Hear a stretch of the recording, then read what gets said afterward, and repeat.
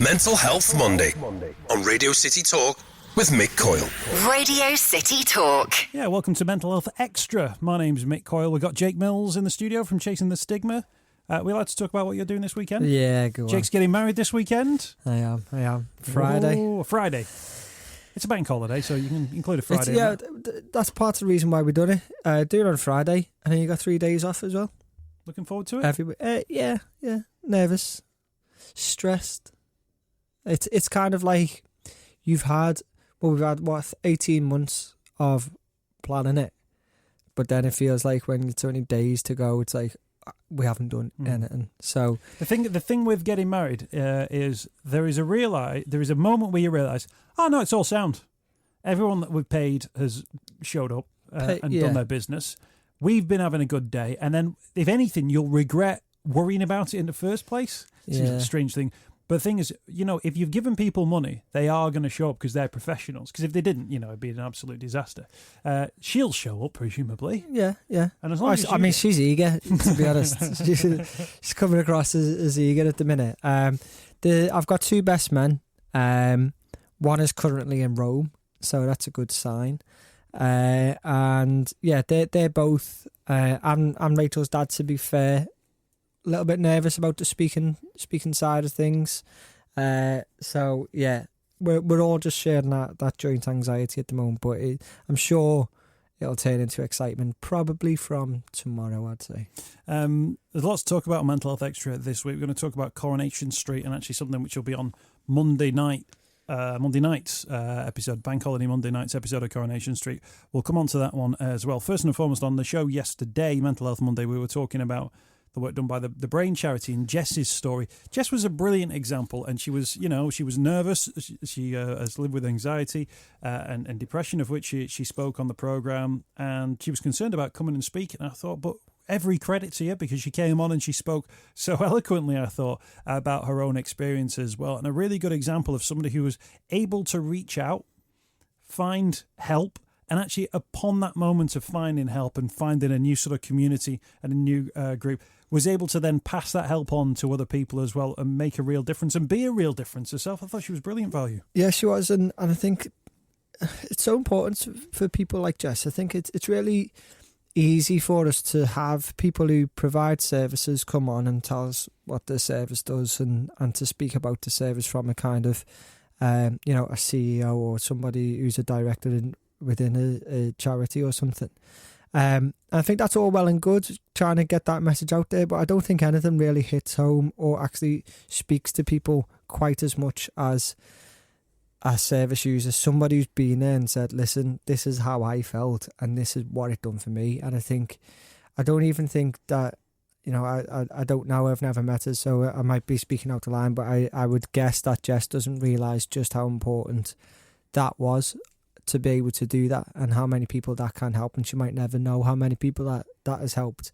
And yeah, I just think, again, like I said this last week, but it was so pure, it was so honest. It wasn't kind of like, it wasn't somebody sitting here with a script or trying to think about what they're actually saying. She spoke so honestly and freely about how she felt, and I think it was really kind of heartwarming to hear how she's now helping other people. Yeah, the Brain Charity do so much work with so many different types of people as well. Yeah. That was another of those, you think, like the logistics of just being there. Nanette and the team must work extra hard as well. But also sort of seeing the world as we're going to do this, and we're going to work with people who've got, neurological issues and brain injury issues, and also people with, depression and anxiety and OCD. We're going to work with all those people and get them together in rooms, and actually they'll be finding stories to share amongst themselves as part of that, and all the different things from a community point of view that were going on. At one point in the conversation, Annette almost described a community group, not a medical organisation as such, but somewhere where the community can get together. Yeah, I think similar to you, I think I've probably drove past it a million times and never actually stopped to think actually what it is. But for me, they came across as such a forward-thinking, kind of easygoing type of charity. As you said, they did describe a community group, and for me, that's what's so important about the type of services that are out there, is creating that friendly place to go. You heard Jess talk about anxiety going into a room. If you're creating that environment where you are welcomed and it disarms that kind of that intensity about that situation, and I think that's really, really vital in people wanting to go and wanting to stay and getting the best out of it for themselves. Can we touch on something which is due to be broadcast on Coronation Street this coming Monday? I've got the official press release from ITV here. Coronation Street is to highlight the important issue of male suicide when Aidan Connor tragically takes his own life. In episodes to be screened this week or the week of May the 7th, viewers will hear that Johnny Connor has discovered his son's body at his Victoria Street flat after Aidan failed to turn up for work at the factory. As the news of what Aidan has done spreads, his devastated family and friends tried to come to terms with the shock of their loss and begin to question why they hadn't spotted any signs that he was struggling to cope with life. Viewers will last see Aidan on screen on Monday the 7th of May.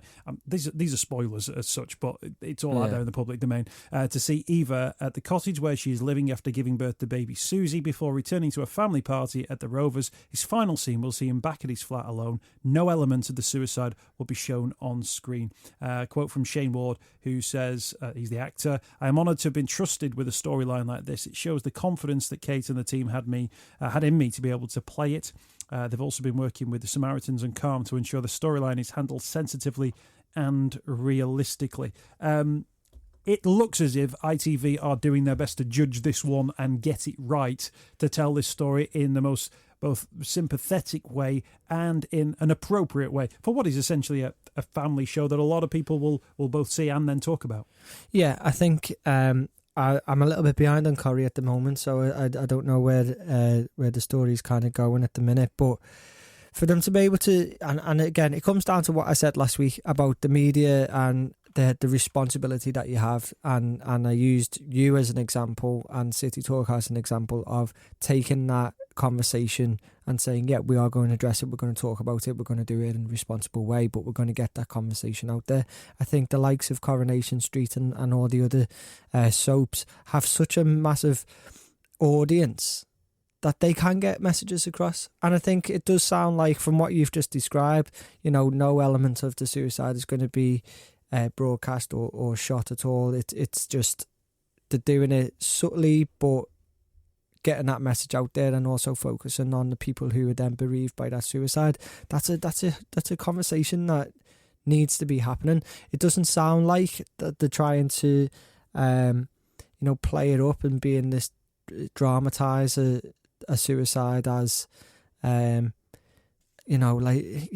just sounds like they're trying to be responsible about it and trying to actually focus on the message rather than the actual the drama of it. Kate Oates is the Coronation Street producer, one-off. She says suicide is the biggest killer of men under 45 in this country. With 84 men taking their lives each week, we simply can't afford to not talk about it. Aidan's story, bravely and brilliantly tackled by Shane Ward, is designed to give people who hide their feelings of desperation a chance to start a conversation, letting someone know what they're going through. Through this story, we want to assure anyone who feels suicidal that there is always someone who wants to listen and support you, whether a friend, family member, or one of the brilliant charities we've been working through throughout this story.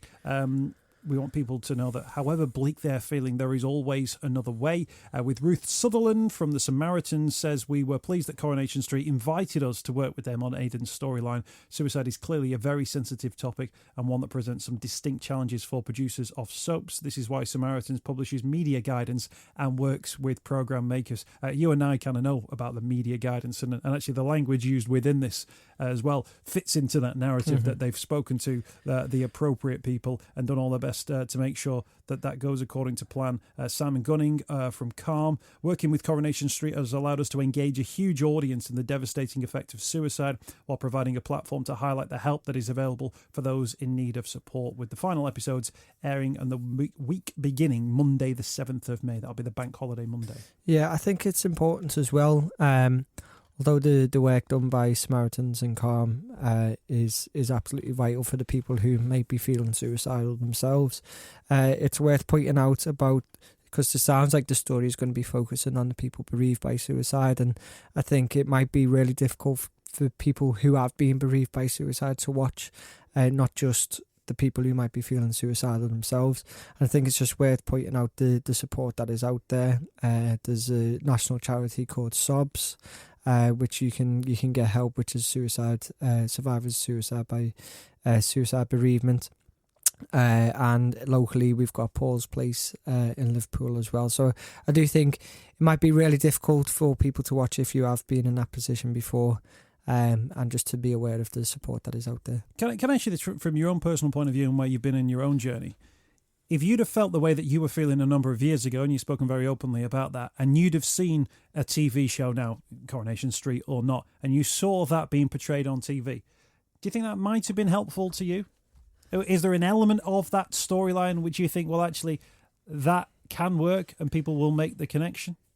Yeah, I do. I remember after my attempt, and when it was obviously out there about it, and then I started doing a little bit of work, looking at setting up a charity and everything.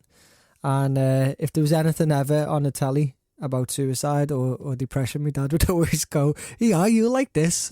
And I'd say, "Why?" And he'd say, "Well, it's about that's what you're interested in." And I go, "No, I don't want to watch anything like that." But yeah, I think it is, and the thing is, it's going to upset some people, and it's not going to help everybody, but it might help some, and that's why if you can do it, if TV programs and companies can say, well, let's see what we can do with this kind of audience that we've got, then I think it's important. I say it's not going to help everybody, but it might help some people, and I think as well. Going off on one now, I hope that's all right. Just because you just mentioned there kind of where I've kind of come from, and that suicide attempt, which was 4.5 years ago, and then getting married on Friday. And I just think, there's been a lot of focus on me and my story and how I felt, and that suicidal attempt and that depression and that anxiety and all those feelings and all those kind of emotions that I was going through. And I'd just like to say, looking forward to the wedding on Friday, it was Rachel who found me. It was Rachel who was there when I was depressed. It was her who was there when I was suicidal, and it was her who was there after. And I just think that that's a really... Her voice and her story and her side of things has never actually ever been heard, and I just think that's such a crucial role. The partner or the person who's there as the support, that's so hard. It's so hard for them because you just don't know what to do. You don't know what to say. You don't know how to get through it. You don't know if you are going to get through it as the partner. And I just think it's testament to her that I am where I am today. To be healthy, to have a son, to be getting married on Friday. A lot, if not all of that, is down to Rachel and that support that she gave me. And I think Jess mentioned it yesterday about having a family support around her. And looking back, it made me think, and probably the biggest turning point in my recovery was speaking honestly to Rachel and to my family, and their reaction, which was not what I thought it was going to be. Their reaction of saying, okay, all right, we'll get through it. We're here, we'll support you, and we'll get through it. That was probably the biggest turning point in my recovery, was them not judging me and actually working with me. And I just thought that was quite timely with Friday coming up. Do you feel like Friday's the next step in your recovery? Yeah, in many ways. I feel like the biggest, we've got a house and a child, so it's not as if it's going to be this totally new experience for us. But I do think that for me, it's given Rachel that, I don't want to say status, but she's not my girlfriend. Do you know what I mean? And I feel like it's allowing us as a family to really move on to that next stage of that recovery and to go up and onwards from there. It's quite a strange thing. I think it's parenthood as much as anything. And I've got one on the way, due any time. When you're not only not the most important person in your own life, but you're not the second most important person in your own, and then you're not the third most important person inside your own. That's quite a very grounding thing, I think, in kind of a good way. Because I'm not saying that people are self-important in their 20s, or I'm certainly not saying people who don't have kids are self-important. But that thing where you have to go, right, well, my first priority isn't me anymore. It's somebody else. And I think when you get married, you think, actually, my commitment is not to myself, it's actually to this relationship, this companionship, which is one of the things where I got a much greater sense of contentment out of life, I think, once I got married. And people go, oh, what do you need a piece of paper for? Well, I didn't need a piece of paper. And to be honest, I don't know where the piece of paper is. It's not about that piece of paper. But it's about standing up in front of everybody and saying, we love each other and we want everybody to know about it. And this is the person that I want to spend the rest of my life with. And our lives are going to go, in 1,000,001 different directions, but those directions will be together. Yeah, I think that's where we are. It's been 4.5 years since my suicide attempt, and I think the last 4.5 years, that's where we've been. But as I said, it's just it is that status. It is to say, no, we're not boyfriend and girlfriend who have a kid. We are one. We are, as cheesy as that sounds.